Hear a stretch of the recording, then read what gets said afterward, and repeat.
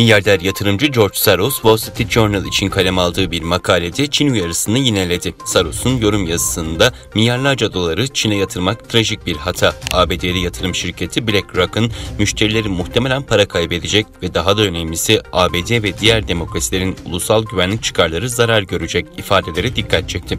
Soros, Wall Street Journal için geçen ay kaleme aldığı bir diğer yorum yazısında da Çin Devlet Başkanı Xi Jinping'i dünyadaki açık toplumlar için en tehlikeli düşman olarak nitelemişti.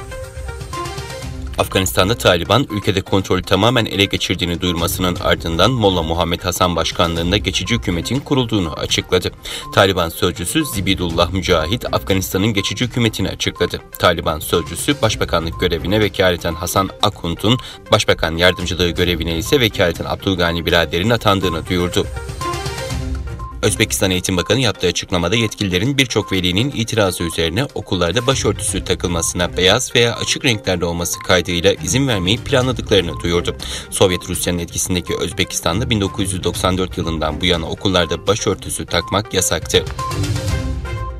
Çin'in işgalindeki Doğu Türkistan'daki Müslümanların kötü durumunu belgeleyen tanınmış kampanyacı Gen Bunin, komşu Kazakistan'a girmesinin yasaklandığını söyledi.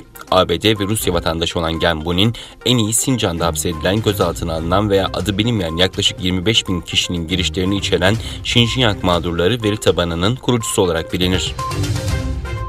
Almanya Başbakanı Angela Merkel 69. Uluslararası Otomobil Fuarı'nın resmi açılışını yaptı. Merkel bu yıl Almanya'nın Münih kentinde düzenlenen fuarın açılışında ülkenin güçlü bir otomotiv üretim merkezi olarak kalması gerektiğini belirterek iklim dostu hareketliliğe doğru dönüşünün Almanya'da otomotiv sektöründeki işleri korumakla ilgili olduğunu söyledi.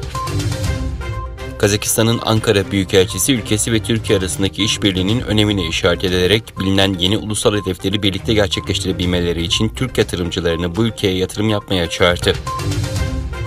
İskoçya'dan yeniden bağımsızlık mesajı geldi. İskoçya Bölgesel Yönetimi Başbakanı 2023 sonuna kadar bağımsızlık oylaması hedeflediklerini açıkladı. İskoç Ulusal Partisi 2014'te yapılan referandumda İskoçlar %55'te bağımsızlığı reddetmiş olsalar da Brexit'in durumu değiştirdiğini ve yeni bir referanduma ihtiyaç olduğunu savunuyor.